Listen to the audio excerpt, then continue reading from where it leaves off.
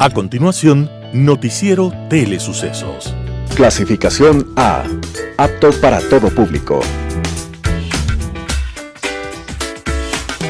Un noticiero pensado para usted porque se lo merece. Nos acercamos a la realidad desde diferentes perspectivas. Noticiero Telesucesos. Primera parte del Noticiero Telesucesos con las noticias más importantes del día.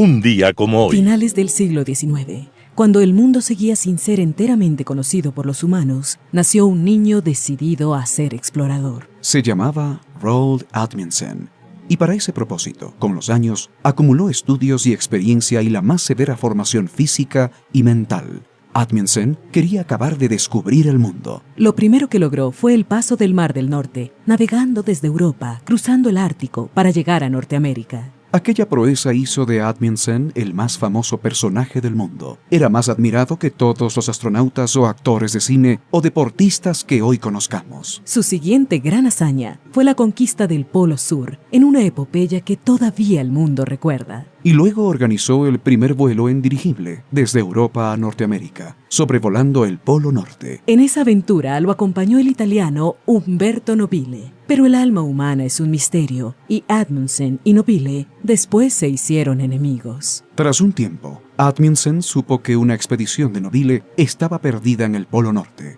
Y aunque ya existía una manifiesta enemistad, Amundsen se lanzó al rescate de su antiguo colega de aventuras, y en ello perdió la vida. Del avión de Amundsen solo se encontró un flotador en el Mar del Norte. Fue un día como hoy, cuando Amundsen, el conquistador del Polo Sur y del Mar del Norte, emprendió su último viaje para salvar a quien hace años no era su mejor amigo. Este acto de nobleza humana sucedió un día como hoy, 18 de junio de 1928, y desde entonces Amundsen se quedó por siempre en la memoria de los que saben de amistad y gratitud. Las principales noticias del día. Titulares. Daniel Noboa iniciará gira internacional por China, España e Italia desde el 22 de junio. Ecuador creará la agenda de crecimiento al 2040 con el apoyo del Banco Interamericano de Desarrollo. Primera demanda de inconstitucionalidad a la Ley de Solidaridad Nacional llegó a la Corte Constitucional. En el segmento de opinión, la nueva reforma tributaria. Los editoriales serán de Clever Mantilla, Papel Quemado, Talía Flores, la muerte política de Cristina de Kirchner y el fallecimiento de Violeta de Chamorro. Noticias del día. Daniel Noboa iniciará gira internacional por China, España e Italia desde el 22 de junio. El presidente de la República, Daniel Noboa, iniciará una gira presidencial por China, España e Italia desde el domingo 22 de junio. El país asiático será su primera parada y mantendrá una reunión con su homólogo de China, Xi Jinping, prevista para el 27 de junio. Luego se trasladará hasta España para participar en una cena con el rey Felipe VI y el 30 de junio viajará hasta Italia. Cancillería indicó que en cada uno de los países el presidente Noboa mantendrá reuniones con jefes de Estado. Está previsto que a Noboa lo acompañe la ministra de Relaciones Exteriores, Gabriela Sommerfeld. Según Sommerfeld, el rey de España, Felipe VI, invitó a Noboa a una cena el 30 de junio en Sevilla, en donde también se producirá una convención para el financiamiento y desarrollo. Antes de asumir la presidencia el 24 de mayo, tras ganar las elecciones de segunda vuelta del 13 de abril, Daniel Noboa hizo un viaje internacional de 15 días. Entre el 24 de abril y el 9 de mayo estuvo en España, Francia, Emiratos Árabes Unidos, Italia, Israel, Reino Unido. Con el inicio de este mandato 2025-2029, este viaje sería el primero. Ecuador creará la agenda de crecimiento al 2040 con el apoyo del Banco Interamericano de Desarrollo.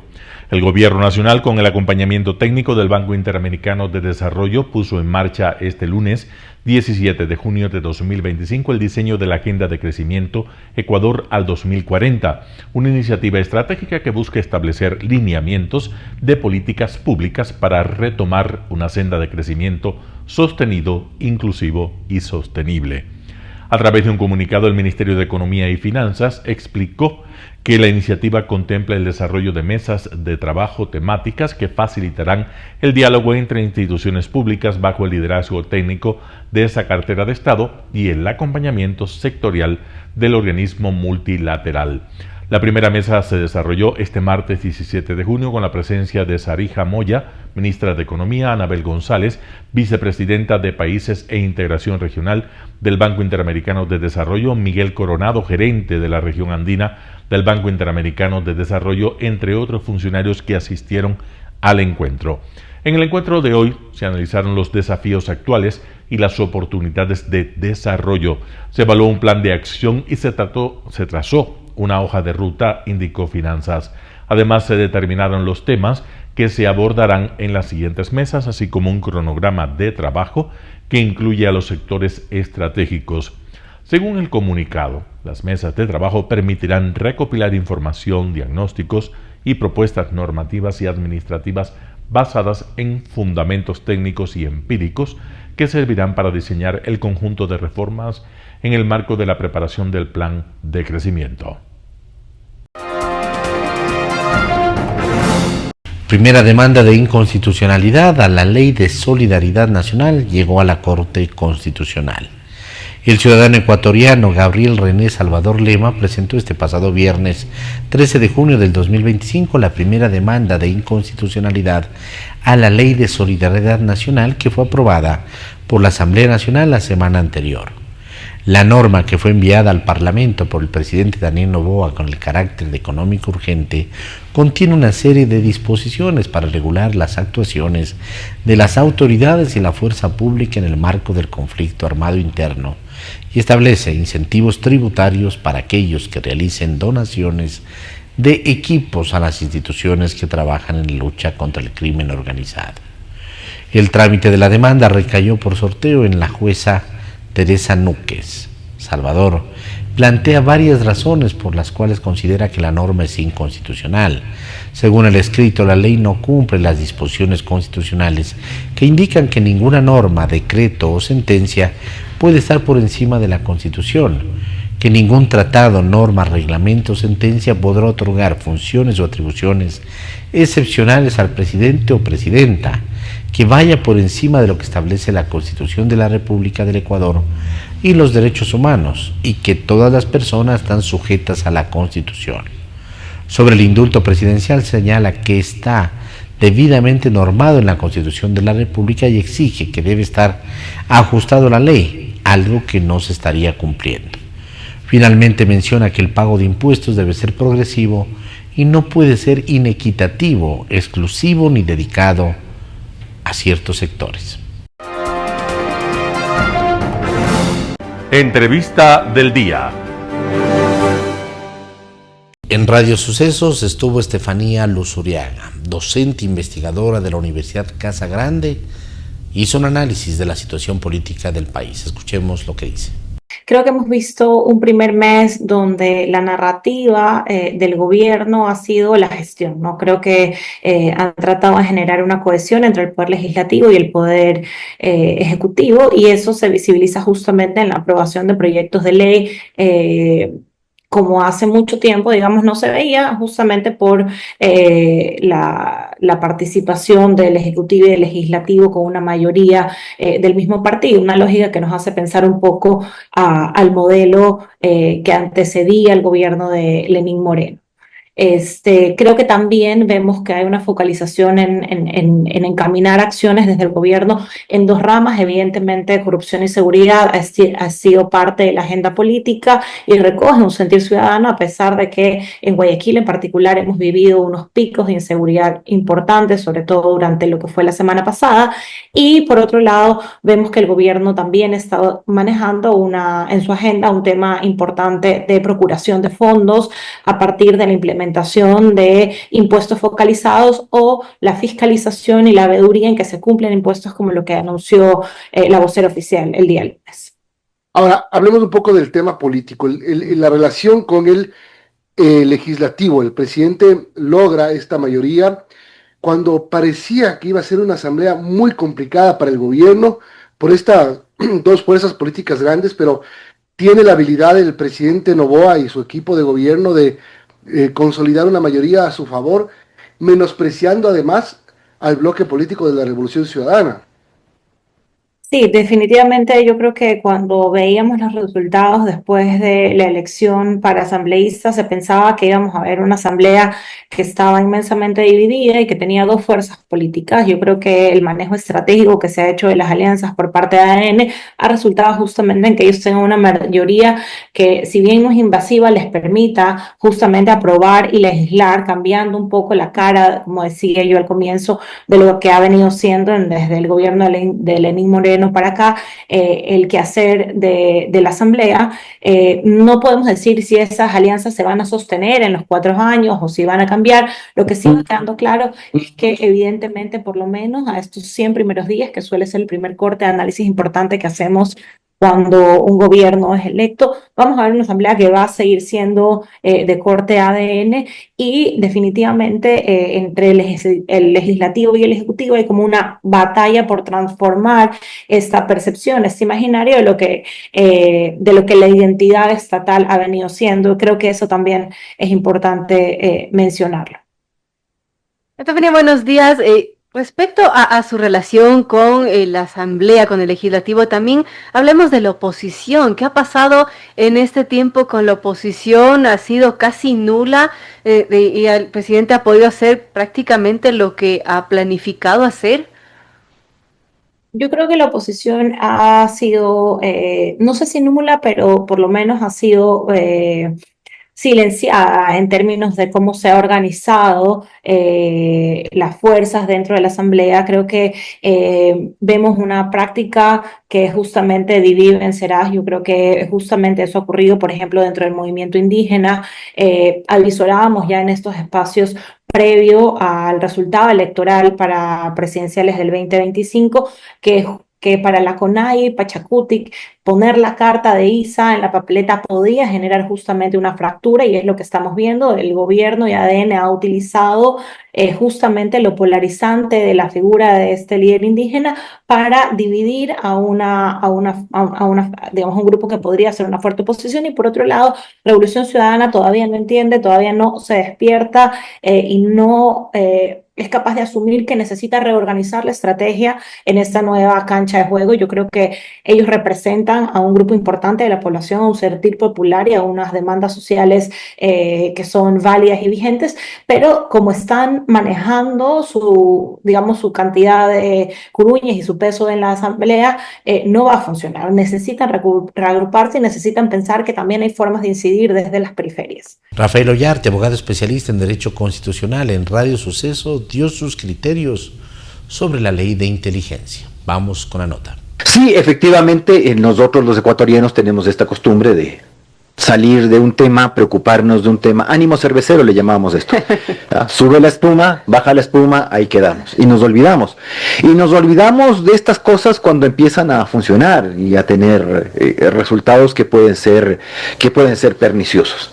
Esta es una mala ley, hay que decirlo, una ley mal concebida, una ley presentada en el año 2018 por el correísmo, para los fines del correísmo, naturalmente como se produjo la desbandada en el 2018 entre morenistas y correístas, la cosa quedó ahí, y llega un gobierno que hizo una campaña, si bien la inicial del año 2023 era el antinada y en el año 2025 ya era el anticorreísta, y toma una ley, un proyecto de ley que estaba ahí tirado en la asamblea y lo recoge. Yo me pregunto qué estaríamos diciendo los de este lado si el gobierno fuera de doña Luisa González y se hubiese aprobado esta ley. Porque eso denota que a los ecuatorianos no nos importa lo que se hace, sino quién lo hace. Y lo sabemos muy bien. El señor Correa no gobernó 10 años porque a él se le ha ocurrido. El señor Correa gobernó 10 años con el voto de la gente, muy en especial del norte de Quito, y al señor se le permitió absolutamente todo. Y los que nos oponíamos a sus señalamientos éramos criticados diciéndonos que nos oponemos a todo, que nos sintonizamos, que esto y que el otro. Sí, finalmente el daño se hace, y cuando la gente se termina de dar cuenta, porque estas cosas esto no va a ser pasado mañana. Las consecuencias de esto no son pasado mañana.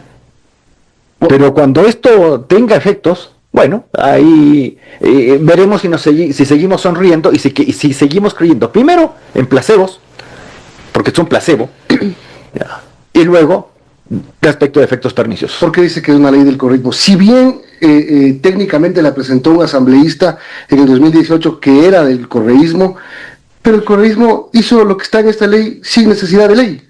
Pero eso es por otras razones. Espionaje, contrainteligencia, vamos, don Milton, etcétera. No nos engañemos. Las naciones tienen una actividad inconfesable. Todas las naciones tienen una actividad inconfesable que es el espionaje. Es decir, no vamos nosotros a creer de que porque hay la paz con el Perú, nosotros no hacemos labores de inteligencia en el Perú, o que el Perú no hace labores de inteligencia en Ecuador. Eso es algo que se hace, pero que jamás se admite.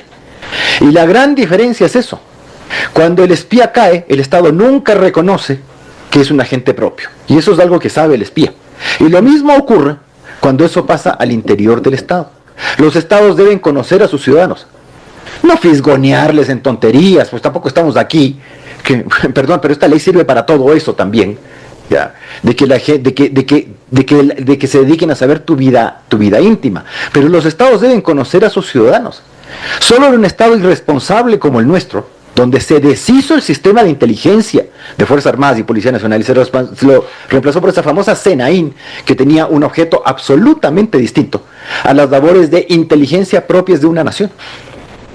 Porque ¿cómo es posible que aquí usted nombre en esos famosos concursetes que hacemos alegremente a cualquiera y que usted no sepa quién está nombrando? Pero aquí hemos tenido estas sorpresas de presidentes de la República que presentan una terna, se elige de la terna y luego el señor se espanta pues de quién ha puesto primero en la terna, pues ni lo conocía. Ese es el nivel nuestro y nosotros no podemos permitirnos eso. Pero una cosa es eso y otra cosa es que se permitan afanes desviados. Vea, tanto la ley de solidaridad como la ley de inteligencia plantean un tema que preocupa mucho a los ecuatorianos y se usa, que es, uno, la seguridad y dos, la desconfianza en los jueces. Porque aquí se habla abiertamente, hay una campaña abierta del régimen respecto de los jueces, que te voy a mostrar la cara, que ni sé qué, que es que los jueces son malos y por eso yo tengo allanamientos sin orden judicial, y tengo intervenciones de comunicaciones sin orden judicial, y tengo revisiones de datos sin orden judicial, porque los jueces son malos, ¿no?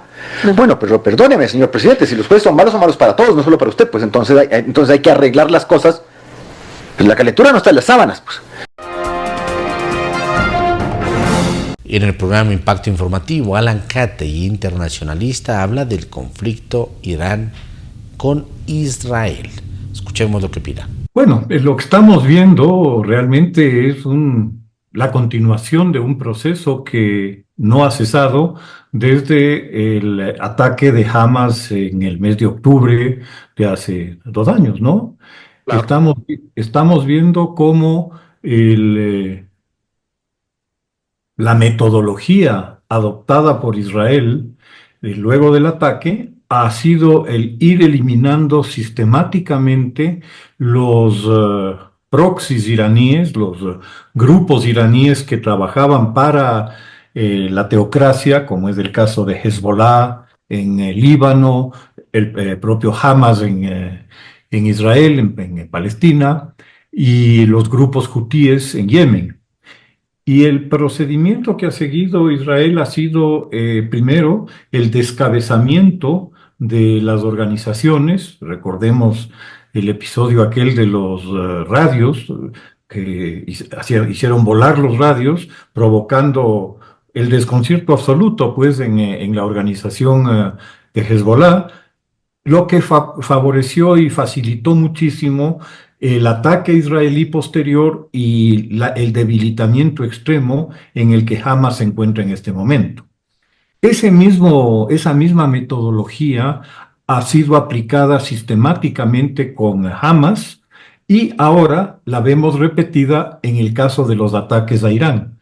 Los ataques a Irán han contenido también este factor de descabezamiento de los altos mandos iraníes, particularmente los vinculados a la Guardia Revolucionaria, que es la fuerza paramilitar, digamos, el grupo paramilitar que se debe exclusivamente a la teocracia, que no son las Fuerzas Armadas iraníes, sino que es este grupo ad hoc creado por la teocracia como contrapeso al ejército.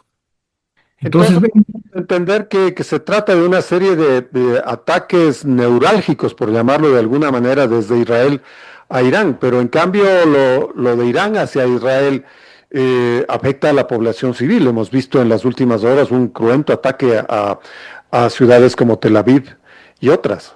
sí, indudablemente la capacidad militar que tiene Irán y sobre todo la importante inversión que ha hecho Irán a lo largo del tiempo en el desarrollo de sistemas de misiles le permite responder por este medio al ataque israelí. Irán no tiene la capacidad que tiene la Fuerza Aérea Israelí y el control que tiene la Fuerza Aérea Israelí del teatro de operaciones. En este momento, según afirma el ejército, el mando israelí, quien controla el cielo en Irán y encima de Teherán es Israel, porque en octubre pasado, recordemos, luego de varios ataques que lanzó Irán con misiles, Israel contraatacó y se concentró fundamentalmente en destruir los equipos de defensa aérea iraníes. Y la destrucción de esos equipos de defensa aérea, hoy día vemos, ha debilitado mucho a las capacidades de Irán para repeler los ataques. La única alternativa que tiene Irán para devolver los ataques es a través del lanzamiento de misiles, mientras disponga todavía de misiles o mientras no les destruyan las lanzaderas, ¿no? Un panorama de noticias para su estatura intelectual.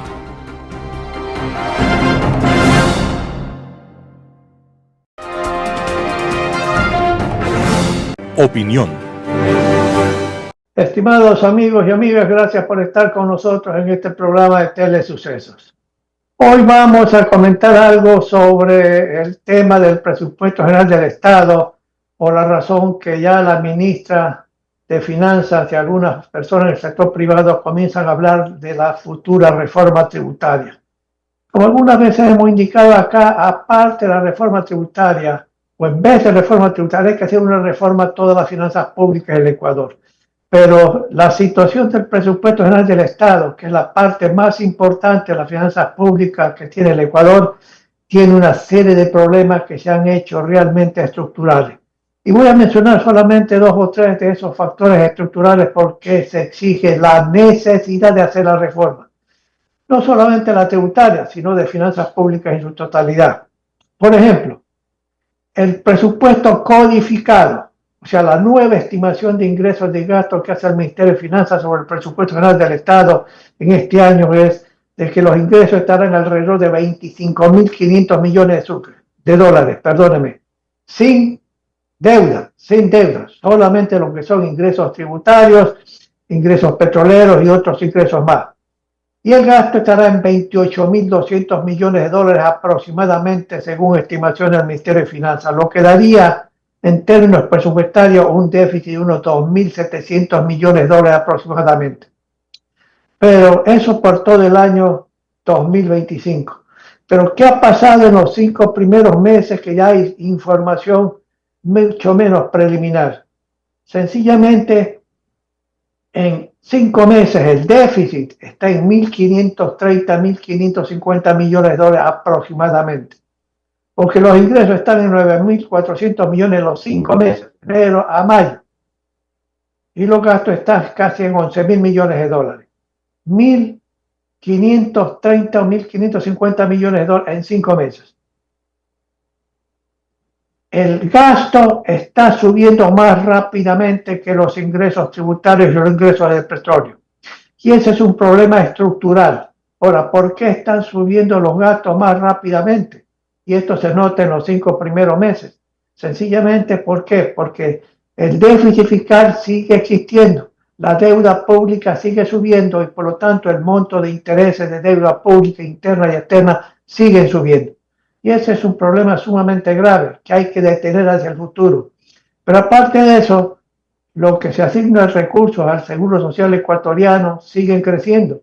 ¿Por qué? Porque la gente se sigue jubilando y el gobierno tiene que pagar el 40% y no paga la totalidad. Pero esa es la otra razón por la cual está subiendo sencillamente el gasto corriente, aparte del bono de desarrollo humano que también está subiendo. Por lo tanto, hay la tendencia de que el gasto corriente, el gasto permanente, siga subiendo más que los ingresos. Y eso implica un problema sumamente serio al futuro de las finanzas públicas del Ecuador. Pero cuando uno observa la caja, cuánto ingresa y cuánto sale del presupuesto, hay un déficit de caja de 15 millones en los 5 meses. Pero esto no es realista, porque sencillamente el gobierno no está pagando al seguro lo que le corresponde, no está pagando a los proveedores y la deuda flotante sigue creciendo y la deuda flotante en los 5 meses está en más de 1.500 millones de dólares. ¿Sí? Cuando uno observa el mes de mayo, solamente el mes de mayo, cuánto ha ingresado en el presupuesto y cuánto se ha gastado en gastos permanentes, no hablo de la inversión pública. Pues bien, los ingresos sin deuda, no en mayo, solamente mayo, no han podido financiar el monto del gasto permanente, sin dejar, en definitiva, en mes de mayo, sin dejar nada para la inversión pública. Y en los 5 primeros meses, la única diferencia es que hay de 300 millones de dólares para inversión pública. Este es un problema estructural que hay que resolver. No hay que estar pensando rápidamente el aumento del IVA al 18%. Hay que meter la mano, primero hay que hacer el ajuste a lo que es en el gasto. Y eso es posible sin una ley que vaya a la Asamblea Nacional. ¿Por qué? Porque hay un exceso de gente, de personas que no están haciendo nada, perdón por ponerlo en esa forma, sea en los ministerios, etcétera, o en las empresas estatales. Se necesita recortar el personal, porque sencillamente hay exceso de personal para manejar todas las actividades públicas o las funciones que tiene el gobierno nacional. Pero aparte de eso también, sencillamente hay que poner un alto a todo este crecimiento de las asignaciones al Seguro Social ecuatoriano por el 40%.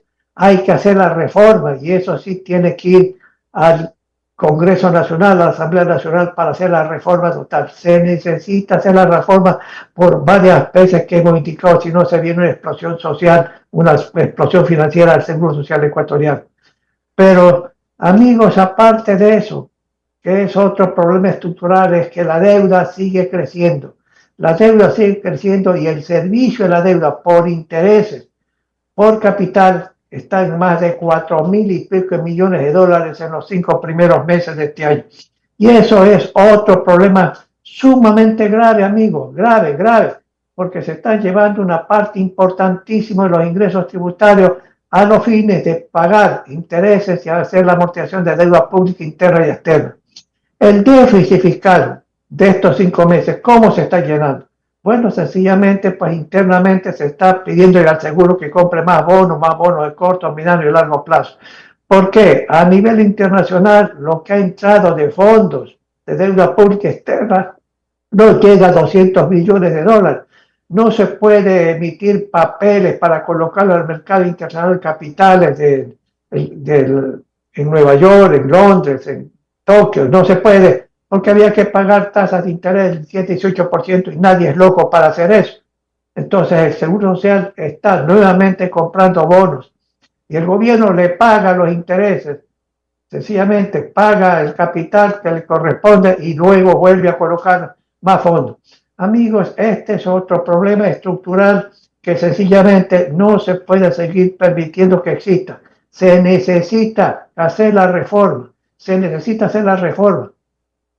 Hay que eliminar una serie de subsidios. El gobierno ha avanzado algo, definitivamente sí está avanzando algo, pero el subsidio al combustible y del gas, por ejemplo, hay que tocarlo y hay que compensar a la gente pobre por su efecto sobre esta gente, de esta población que tiene muy bajos ingresos. Pero hay que eliminar el subsidio al gas, hay que eliminarlo y compensarlo. Pero también en lo que es el combustible que él dice, ustedes tienen que la mayor parte de ese subsidio va a ¿qué? Va a subsidiar el transporte urbano, rural y provincial. Y habrá que aumentar las tarifas de los servicios públicos. No hay alternativa, mis amigos. No podemos permitir que siga avanzando estos problemas porque las cosas se van a poner más difíciles. Y alguna gente piensa que si no se controla la situación de finanzas públicas, mañana la situación del sistema monetario de la nación puede estar en peligro serio de desaparecer. Tenemos que actuar ya. El presidente viene actuando, pero es insuficiente lo que hasta este momento ha hecho, ¿sí? Entonces hay que dedicarse ahora, una vez que está armado legalmente para la lucha contra el narcotráfico, contra los secuestros, etcétera, es necesario entrar a la economía. La economía no está creciendo y ese es un factor por el cual no está creciendo las recaudaciones tributarias lo suficiente. Amigos, tenemos irremediablemente que resolver los problemas estructurales de las finanzas públicas. Los subsidios hay que eliminarlos como me ha permitido, pero hay también el gasto tributario, una serie de exoneraciones de estímulos que sencillamente ya no necesitan existir. Y ahí hay la estimación que tiene el gobierno de que todo este gasto tributario, que son exenciones, exoneraciones, son cerca de 6.000 millones de dólares al año. Entonces hay que poner orden y racionalidad también a ese tema. Pero el gasto en sueldos y salarios, señores, hay que reducirlo, eliminando los excesos de personal. Para eso hay que formar una pequeña comisión de 3-5 personas que haga un análisis de dónde está el exceso de personal en el Ministerio A, el Ministerio B, el Ministerio C. No estoy hablando de médicos que están en los hospitales públicos en el Seguro Social. No hablo de enfermeras. No hablo tampoco, estimados amigos, de profesores en las escuelas, en los colegios públicos. No. Pero sencillamente hay que ponerle más eficiencia también en el gasto social, porque hay mucho desperdicio. Entonces, ahora hay que comenzar a ver el gasto, su composición. Hay que poner orden en el gasto del gobierno nacional. Pero hay que intervenir también en los municipios y los consejos provinciales, porque ahí también hay una serie de desperdicios de recursos públicos. El gobierno, por ley, tiene que asignar recursos a los municipios y los consejos provinciales, pero no hay la facultad legal para intervenir y poner orden también en lo que están haciendo los municipios y los consejos provinciales. Esto será políticamente sumamente difícil, pero hay que hacerlo. Entonces, una de las primeras reformas que es necesaria son las reformas tributarias que se está hablando, la reforma de las finanzas públicas. Pero también hay otras reformas que es necesario que vamos a comentarlos en el futuro. Pero amigos, tenemos que convencernos que es necesario eliminar ciertos subsidios desde el punto de vista de gasto, porque si no vamos a tener que ir y proponer el aumento del IVA al 18%. Gracias amigos, nos veremos la próxima semana. Muy amables a todos ustedes por escucharnos en este programa. Editorial. Papel quemado, artículo de Clever Mantilla publicado en Diario La Hora. La aprobación de una ley de inteligencia que cae por su peso en espionaje político y violenta la privacidad del ciudadano parece ave fénix del correísmo. Más que una herramienta legal para enfrentar amenazas y peligros del narcoterrorismo, muestra un precepto de vigilancia y control de comunicación política clonado. Lo que está en juego, a pretexto de la seguridad nacional, es la libertad del periodismo y de los medios de comunicación a informar sin censura ni represión. Esta normativa obliga a las empresas de telecomunicaciones a entregar datos personales, información digital histórica, localización de los clientes de telefónicas, la mensajería en tiempo real, ubicación de equipos informáticos, procesadores cibernéticos, documentos en físico, electrónicos y demás conexiones virtuales. ¿No está en riesgo la intimidad de las personas? ¿Hay separación de poderes cuando un gobierno pide datos sin una orden judicial? ¿Cuál es el límite y el contrapeso? La ley ya vigente expone agentes de inteligencia integrados en subsistemas, militares, policías y servidores públicos, a cargo de operativos y pesquisas con identidades ficticias. Ellos aparecen subordinados a una autoridad política nombrada por el presidente Daniel Noboa, con rango de ministro, para que le informe y proteja.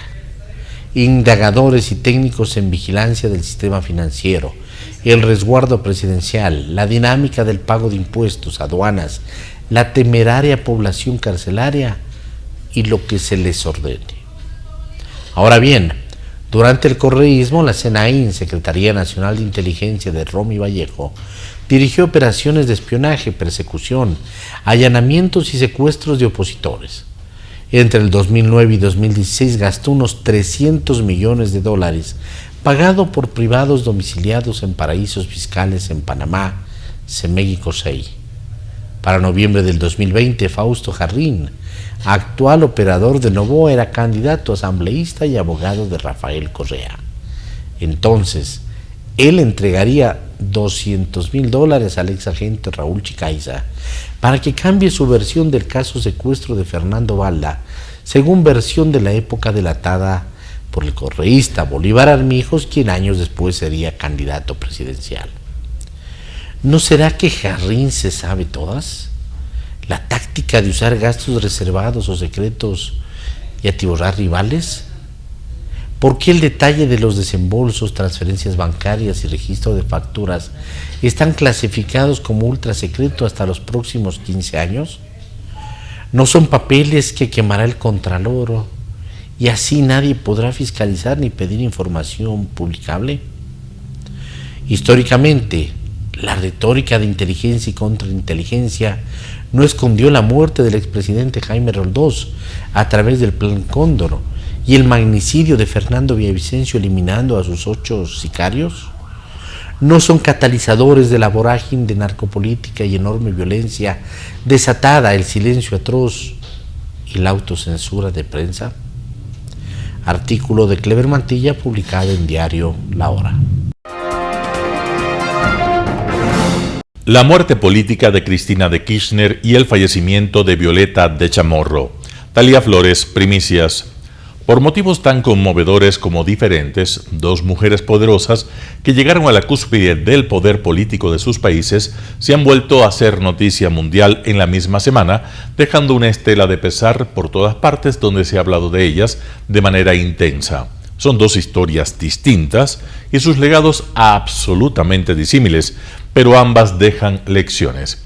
El fallecimiento de Violeta Barrios de Chamorro a los 96 años en su exilio en Costa Rica el 14 de junio de 2025, habiendo sido la primera mujer presidenta en América elegida en las urnas, ha causado honda tristeza al recordar que como mandataria de Nicaragua trajo paz al atormentado país después de la horrenda dictadura de Anastasio Somoza, aunque hoy padece la atroz dictadura de Daniel Ortega y su mujer, la copresidenta Rosario Murillo.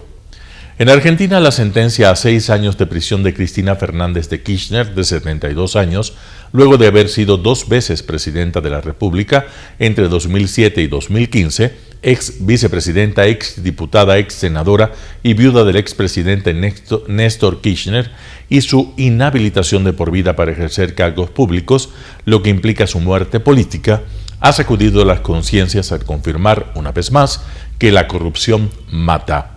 Junto con Cristina Kirchner ha caído también el otrora poderoso secretario de Obras Públicas, José López, aquel que ocultó bolsos llenos de dólares en un convento, como mostró el insigne periodista Jorge Lanata, que descubrió la trama de corrupción de los Kirchner. Y el no menos poderoso Lázaro Báez, testaferro de la pareja presidencial. Lo de Violeta Barrios de Chamorro es totalmente diferente. Su llegada al poder en 1990, tras derrotar en las urnas al sandinista Daniel Ortega, fue un hito histórico por ser la primera mujer elegida por voto popular en el continente, por lograr una transición pacífica en la Nicaragua armada y polarizada, y por no usar su cargo ni para su vanidad ni la venganza. 2 años atrás, en 1978, su esposo, el periodista Pedro Joaquín Chamorro, director del diario La Prensa, fue asesinado a tiros en una calle de Managua, desatando una rebelión que aceleró la caída del dictador Somoza, a quien había combatido y denunciado. En los 6 años que gobernó, doña Violeta, como la llaman en Nicaragua, consiguió la reconciliación del país, el desarme de miles de combatientes y mejoró la economía. Pero los pueblos no siempre aciertan en las urnas y destruyen su porvenir. El sucesor de Chamorro, Arnoldo Alemán, entronizó la corrupción y degradó las instituciones, como dice el escritor Sergio Ramírez, y abrió las puertas del poder dictatorial a Daniel Ortega mediante un pacto político espurio. Se instaló la dictadura y el terror se apoderaron del país, que hasta hoy no ha podido liberarse de la crueldad de la pareja gobernante. El miedo a perder el poder llevó a Ortega a encarcelar a Cristina Chamorro, hija de Violeta, cuando en 2021 asomaba en las encuestas como favorita a la presidencia, y la desterró a Estados Unidos, la despojó de su nacionalidad, al igual que a su hermano Carlos Fernando, figura del periodismo independiente. Todo esto afectó a la expresidenta, que ya estaba mal de su salud, por lo que debió permanecer en Nicaragua solo con su hija Claudia y las enfermeras que la cuidaban, hasta que pudo salir a Costa Rica en un avión ambulancia y exiliarse. Ortega y Murillo se aprovecharon para confiscar sus propiedades, incluido el influyente diario de la familia Chamorro, a la que odiaban porque nunca dejaron de denunciar sus crímenes. Cuando la UNESCO y la Fundación Guillermo Cano concedieron al diario La Prensa el Premio Mundial a la Libertad de Prensa en 2025, Rosario Murillo montó en cólera y sacó a Nicaragua de ese organismo de las Naciones Unidas. Fundado en 1926, La Prensa es hoy un medio digital y sigue informando. La pequeñez moral de los dictadores no alcanza para entender lo que implica la lucha por la verdad y la libertad. La conducta de Cristina Kirchner hacia los medios y el periodismo estuvo en las antípodas de Violeta de Chamorro. Durante el kirchnerismo, la prensa fue hostigada y los periodistas perseguidos con ferocidad. Siguiendo el manual del socialismo del siglo XXI, se dictó además una ley para limitar la libertad de expresión y asfixiar a los medios. La arbitrariedad, el abuso del poder y la prepotencia de Kirchner, que usaba los aviones hasta para que le entregasen los periódicos en la Patagonia todos los días, marcaron su gobierno signado por la corrupción. En noviembre de 2024, en la Sala Cuarta de la Cámara Federal de Casación Penal, se confirmó la condena a 6 años de prisión, pero Kirchner apeló al Supremo. El 10 de junio de 2025, los 3 jueces ratificaron la sentencia por unanimidad. Ha sido condenada en la llamada causa Vialidad, que investigó irregularidades en la adjudicación de 51 obras viales en la provincia de Santa Cruz a compañías del empresario Lázaro Báez. Fue declarada culpable de perjudicar al Estado argentino en unos 500 millones de dólares. Se acabó el lawfare. En marzo pasado, la administración Trump anunció que no podrán ingresar a Estados Unidos la expresidenta, su familia y su exministro de Planificación, Julio De Vido, por participación en importantes actos de corrupción. Encerrada y sin salir de casa por 6 años e inhabilitada de por vida para ejercer cargos públicos, su final político asemeja una tragedia griega. Hizo tanto daño que ha terminado ella misma autoinfringiéndoselo. Violeta de Chamorro y Cristina de Kirchner fueron elegidas en las urnas y dejaron huellas en los países que gobernaron. La nicaragüense falleció el pasado 14 de junio. La Argentina tiene muerte política. Sus historias son ejemplares. Escoja usted. Talia Flores, Primicias. Noticias internacionales. La Unión Europea. Antes de la cumbre del G7, Israel tiene derecho a defenderse. Los principales diplomáticos de la Unión Europea se encuentran en Canadá para asistir a la cumbre del G7 de este año. A su llegada, la presidenta de la Comisión Europea, Ursula von der Leyen, y el presidente del Consejo Europeo, Antonio Costa, ofrecieron una rueda de prensa conjunta en la que expusieron los retos a los que se enfrenta el grupo.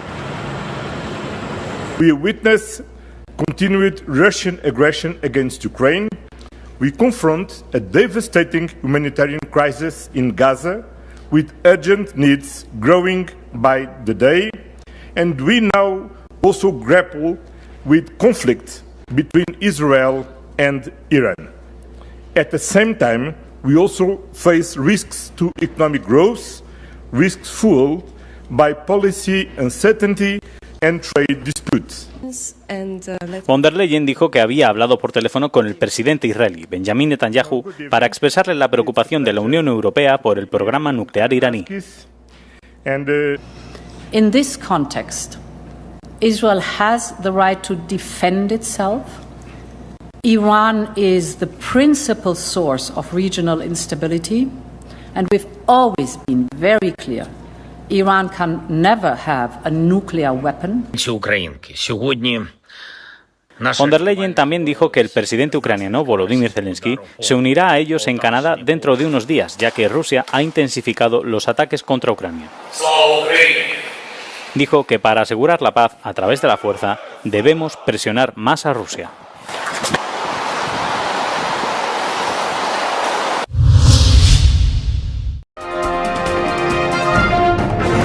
Kiev sufre ataque ruso durante la noche dejando al menos 15 muertos y más de 100 heridos. Un ataque ruso con misiles y aviones no tripulados contra Kiev durante la noche del martes ha causado al menos 14 muertos, entre ellos un ciudadano estadounidense y decenas de heridos. Los equipos de emergencia buscan supervivientes entre los escombros de un bloque de viviendas en el que han quedado destruidos 30 apartamentos. Además, se produjeron varios incendios en otros distritos debido a la caída de restos de drones. El asalto mortal se produjo mientras los líderes mundiales se reunían para la cumbre del G7 en Canadá, a la que el presidente ucraniano Volodymyr Zelensky tiene previsto asistir el martes. Sin embargo, la reunión que tenía prevista con el presidente Donald Trump ha sido cancelada después de que este último hiciera un inesperado regreso anticipado a Washington el lunes por la noche. Esta es la última de una reciente escalada de ataques aéreos masivos por parte de Rusia, que siguieron a ataques ucranianos contra bases aéreas militares en lo más profundo del territorio ruso. La violencia continúa en medio de un estancamiento de las conversaciones directas de paz. El intercambio de prisioneros, previsto para la próxima semana, es el único acontecimiento positivo reciente.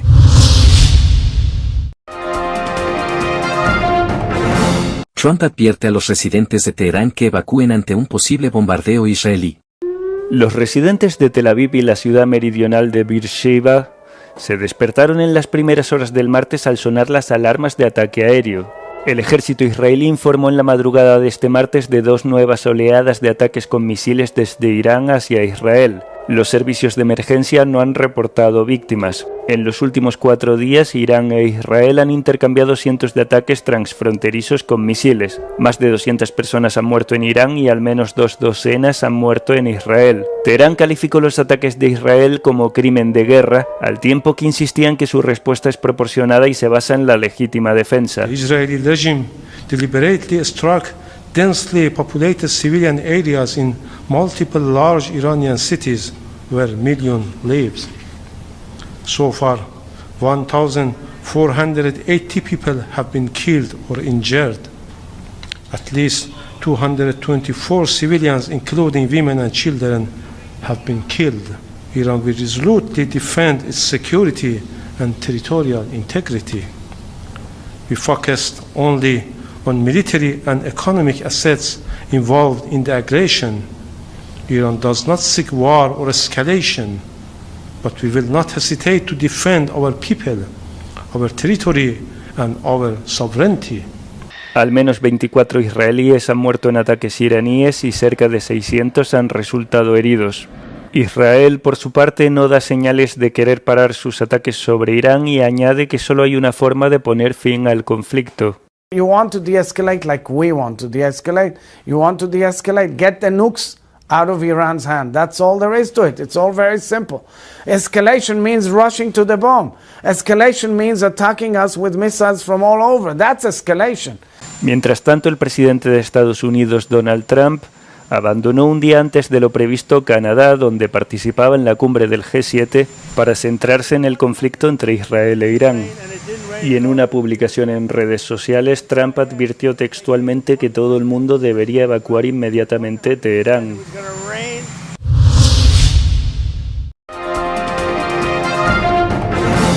Telesucesos Sports. Deportes, deportes, deportes. Todas las tardes, 4 horas de lunes a miércoles, de 14 a 17 horas. Los jueves y viernes, 6 horas, de 12 a 20 horas. Desde Arena Telesucesos. Transmisiones en vivo, siempre Ecuavoley. Y luego, Deportes para recordar. Todas las tardes, deportes en Telesucesos Sports. Bajo la dirección del arquitecto David López. La visión objetiva de quien vive el deporte. Sucesos deportivos, visión de un equipo de opinión joven de comunicadores. Telesucesos, llegamos con nuestra señal a los sectores populares de nuestra ciudad. Quienes no tienen televisión por suscripción atenderán nuestra señal sin costo en Canal 29 UHF Telesucesos. Siempre ecuatorianos, resaltamos nuestra identidad. El básquet, esgrima, tenis de mesa, taekwondo, box y muchos deportes más en Telesucesos Sport, sin costo desde la comodidad de su hogar en Telesucesos Canal 29. Arena Telesucesos es una importante y funcional edificación cubierta dispuesta para la práctica y desarrollo de eventos del Ecuavolley. Si deseas asistir a los encuentros en vivo de Ecuavolley, comunícate con nosotros a los números de teléfono 2021-224 o al 0989-973-725. Ven con tu familia y amigos a vivir la emoción del Ecuavolley. Emoción sin límites los días jueves y viernes desde la comodidad de su hogar. Resaltamos nuestra identidad como ecuatorianos iniciando transmisiones en Telesucesos del Ecuavolley, que representa, luego del fútbol, el deporte más popular de nuestro país y el que practican los ecuatorianos residentes en muchos países del mundo. Nuestra señal será transmitida en directo por televisión abierta en la ciudad de Quito y a través de las redes sociales a todo el país, así que llegará a Estados Unidos, España e Italia, creando a través del Ecuavolley un nexo fraterno entre ecuatorianos y entre los inmigrantes de nuestro país.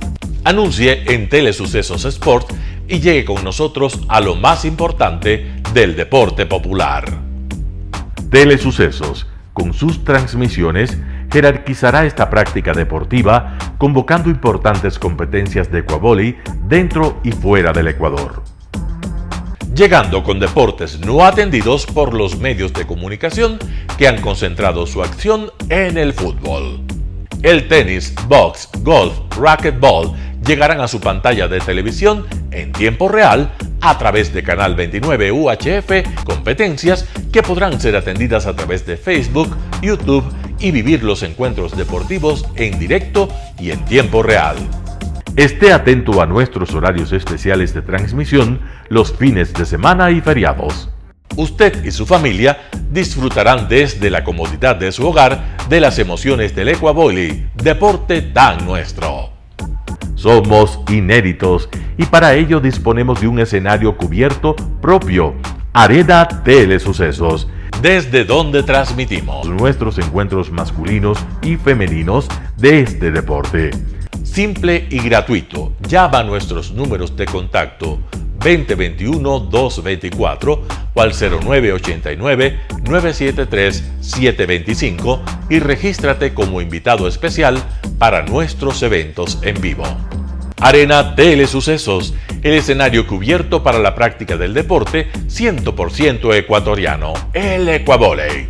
Telesucesos es un canal de televisión que incorpora a su programación manifestaciones culturales y deportivas que marcan la identidad de nuestro país.